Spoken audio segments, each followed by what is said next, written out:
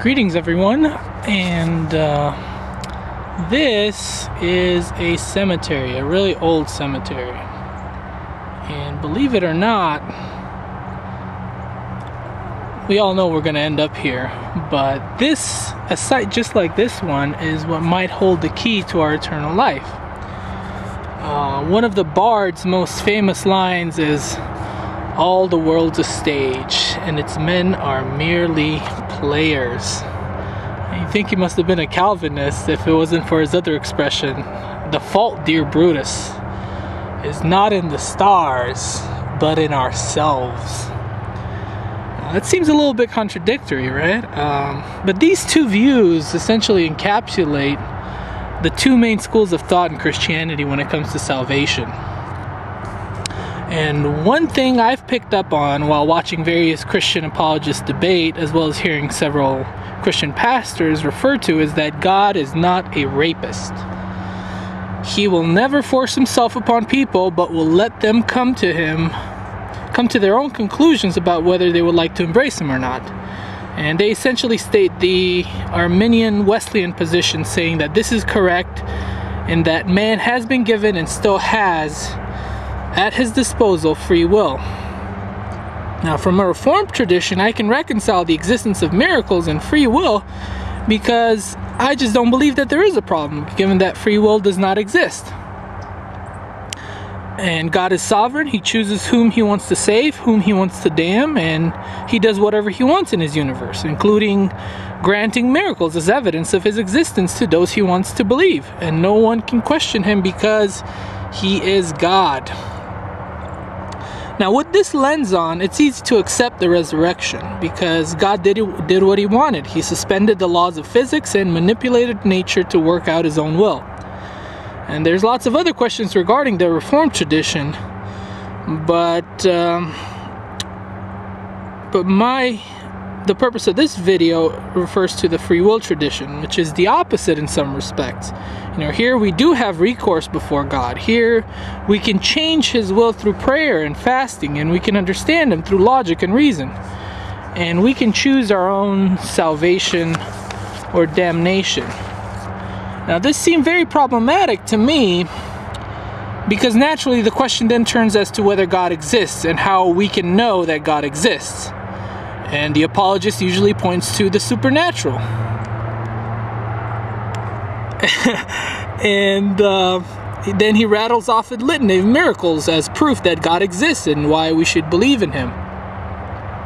And this is why the resurrection is such a huge, huge deal.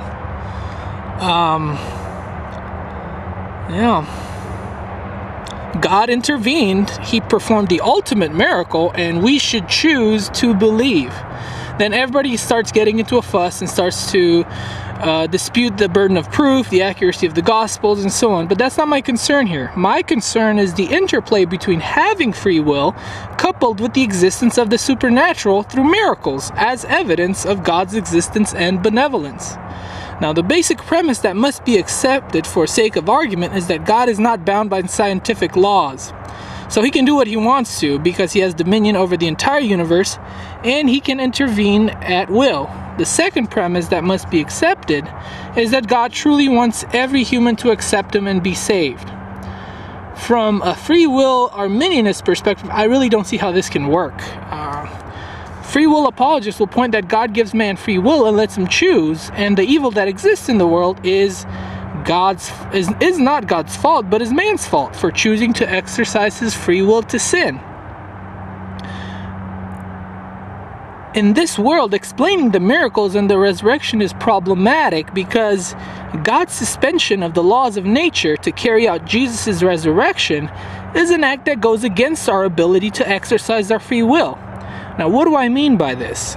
Well, it's an infringement upon the universe constructed, wherein the laws were set up to govern our existence, in which we use our free will to accept or reject God on our own account, based upon the conclusions we formulate in the exact same environment as everyone else. Namely, we may reach different conclusions, but we are all on the same playing field. The believer doesn't have an advantage over the unbeliever.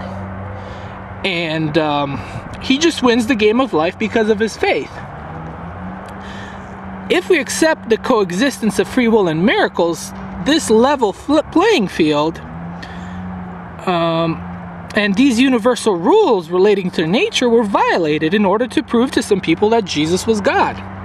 Now, essentially two things happen. First, God cheated and got an advantage over the option of unbelief when he performed the miracles in front of the people who believed because of those miracles.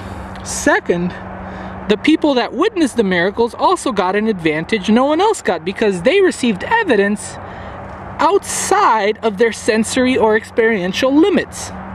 They were able to witness an act which transcends the rules of nature, which no one since has been able to witness. They essentially got the answers to the test. Now, if God is not a rapist but respects free will, these people, if they had free will, should have been left alone to consider whether they wanted to believe or not, within the confines of the universe God created for them. By performing these miracles, God gave these people a huge advantage over everybody else on earth, thereby ensuring that these people could believe things that were out of the ordinary, things that seem unreasonable to the empiricist.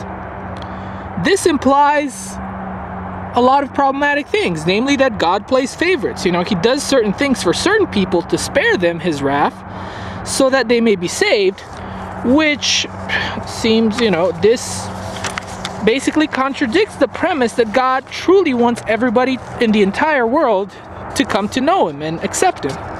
Second, this implies that God doesn't like a fair game. He doesn't want people to consider the evidence for themselves and use their reason and logic to come to their own conclusions without any sort of divine intervention. Now, this is problematic. If we truly do have free will, the apologist must explain why God decided to interfere with the laws he created.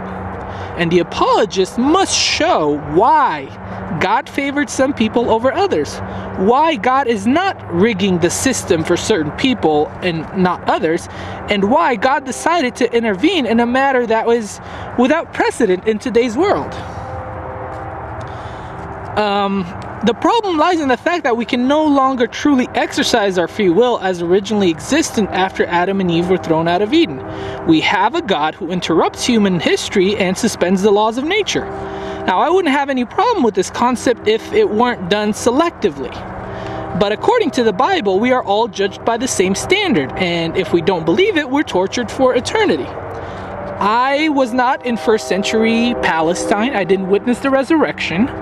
I live in the 21st century, and if this is true, if we either have heaven or hell as our eternal options, I really would have liked to have been in first century Palestine and decide on my own, see the miracles for myself, not just take other people's words for them.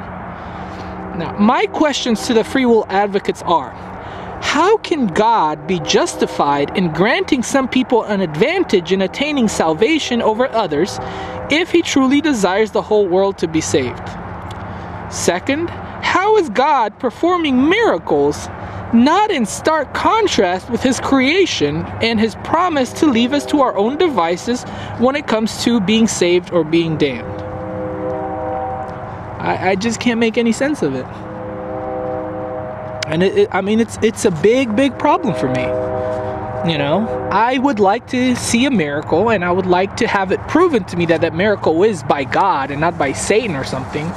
And maybe because my faith is weak, but I don't know. It's hard. It's hard to believe and just take it on somebody's words. I would normally give the benefit of the doubt. But when it comes to something as weighty as your eternal soul and the afterlife, I don't see how giving the benefit of the doubt is justified.